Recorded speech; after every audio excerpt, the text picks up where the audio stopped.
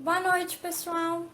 A gente está aqui hoje com o Igor Giacomazzi, não é isso, Igor? Para falar um pouquinho Isso. sobre o tema da pesquisa dele. O Igor é mestrando do PPGIS, está no seu segundo ano de mestrado, não é isso, Igor? Primeiro, Primeiro? Isso, primeiro ano. primeiro ano. Verdade. E o tema da pesquisa do Igor é Secularização, Modernidade e História em Karl Lowitz e Hans Blumenberg. Certo? Isso mesmo. Igor, você estuda o conceito de secularização em seu uso como uma categoria de interpretação histórico-filosófica. Você pode falar um pouquinho para a gente o que é secularização? É legal, primeiramente, boa noite, boa noite a todos. É legal começarmos pelo conceito de secularização, porque muitas vezes ele é confundido no senso comum, ou mesmo no meio mais profissional, com o conceito de laicidade, que seria uma separação entre aquilo que é religioso e não religioso, ou aquilo que é do mundo e aquilo que é da igreja, né? Mas ele não pode ser confundido por causa justamente que ele nasce num contexto teológico. Ele nasce num contexto. O primeiro uso do conceito de secularização ele é datado do século XVI, num momento em que padres regulares, padres de instituição de ordens religiosas, saem dessas ordens e se tornam padres seculares. E é o primeiro momento onde esse conceito é usado. Esse processo é dado como secularização. Mais para frente ele vai sair desse contexto teológico, indo para um contexto jurídico-político, que é já na Paz de Westfália, no século seguinte, quando bens da igreja são expropriados em favor dos príncipes, como resolução desse conflito. E também, mais à frente, na Revolução Francesa, o termo também é usado nesse mesmo contexto de expropriação dos bens. Mas o que interessa para a pesquisa, como você mesmo colocou na questão, é o uso dele como uma categoria de interpretação histórico-filosófica, especificamente da época moderna.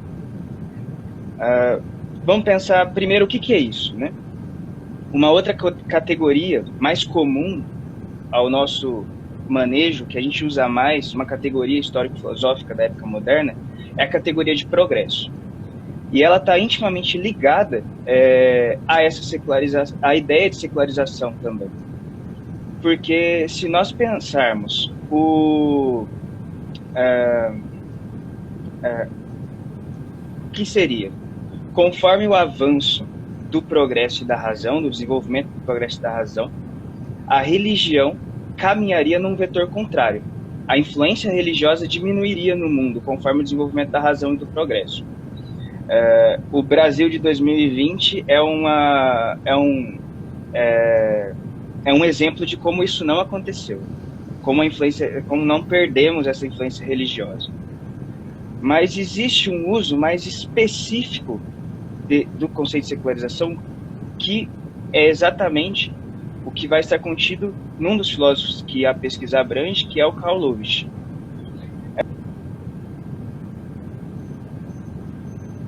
Todos os conceitos fundamentais à modernidade, estruturantes da modernidade, são conceitos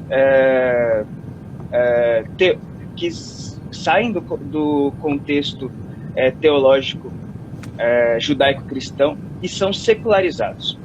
Eles saem do seu contexto semântico de transcendência e eles passam a ser de maneira imanente para o mundo, para o homem, para dentro da história, vamos dizer assim.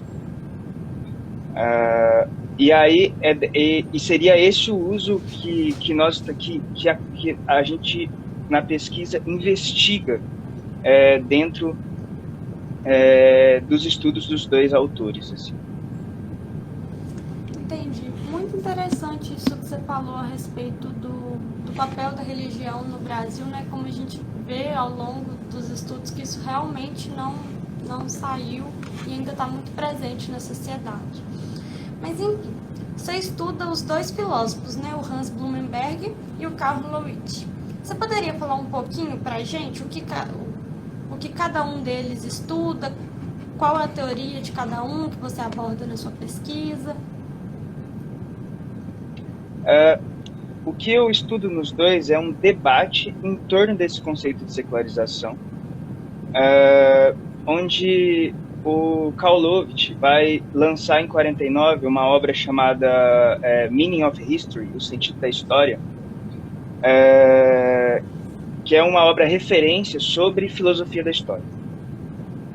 E o que ele vai colocar? Ele vai fazer uma crítica às filosofias da história, colocando que o progresso e o desenvolvimento da razão presente nas filosofias da história são nada mais, nada menos que a escatologia cristã e a providência divina secularizadas. De novo, tiradas do seu contexto de transcendência e passadas a um contexto de imanência. A escatologia seria a ideia de que um Deus superior, externo,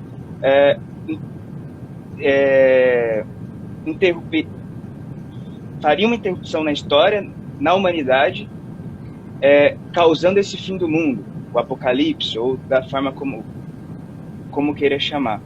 E a providência divina é que existe uma vontade divina que rege as ordens das coisas no mundo. Então, de alguma maneira,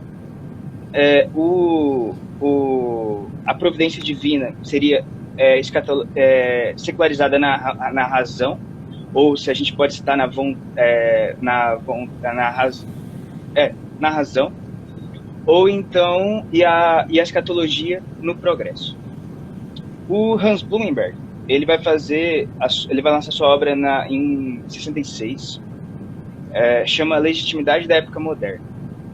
Qual que é a crítica dele às teses de secularização? É que todas essas teses de secularização, elas acabam por tirar a legitimidade da época moderna. Por quê? Porque a partir do momento, porque ela não tem mais originalidade, todos os conceitos são conceitos do período anterior secularizado, perde a ideia de uma originalidade da época moderna. Então a crítica que ele vai fazer às teses de secularização é de que elas carregam uma ontologia de substância, que seria a ideia de que existe está presente nessas teses a ideia de uma substância que permanece ao longo de todos os períodos históricos. E ele faz essa crítica a partir de um estoicismo e de uma visão historicista, porque para ele a ideia de uma substância que permanece ao longo de todo o processo histórico é inviável, ela não acontece, e a gente como historiador entende também que não acontece, não haveria essa possibilidade. O que ele vai propor para legitimar essa época moderna novamente é justamente uma ideia de autoafirmação do ser humano no mundo, não necessariamente um desenvolvimento racional e progresso como está nas filosofias da história, mas uma aproximação do ser humano com o seu mundo, seja de dominação, mas é uma aproximação. E por outro lado, se contrapondo a uma heteronomia da própria igreja ou da ideia de um Deus, mas não necessariamente da experiência religiosa.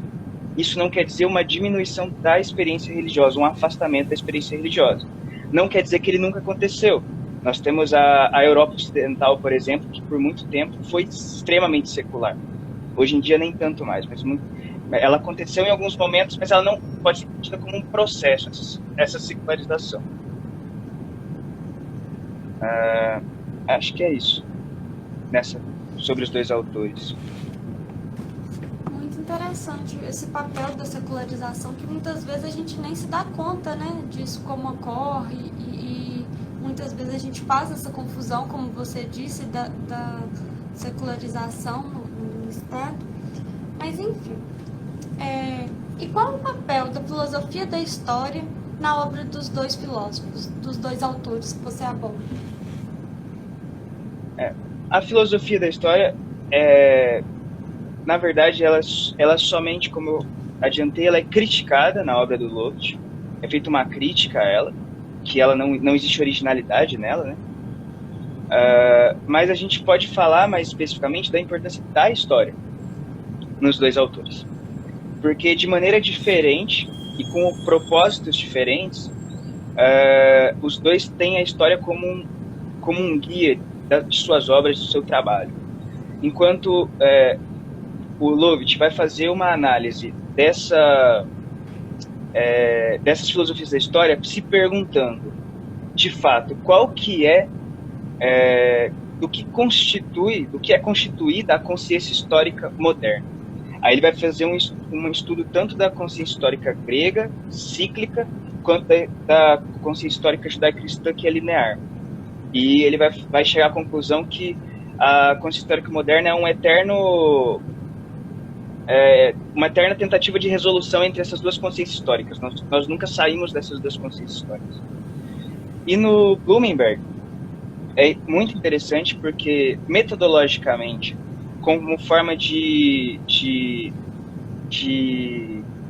comprovar que as teses de secularização estão erradas, ele recorre a fatos históricos, ele recorre mesmo sendo um filósofo, ele tem como metodologia uma influência muito grande de um historicismo vindo da escola dos neocantianos de Marburg, principalmente de Cassirer. Então, assim, ele, inclusive, é um dado muito interessante, antes dele assumir uma cadeira de filosofia, ele era chamado de maneira... Tiravam sarro dele na Alemanha, na área de filosofia, chamavam ele de historiador, como algo negativo. Inclusive, ele foi chamado para assumir uma cadeira de história das ideias e acabou não assumindo. Preferiu não assumir. Mas a centralidade da história nos dois autores é muito evidente o tempo todo ao longo das duas obras. E são formas muito diferentes de visualizar e de pensar a história. Muito interessante.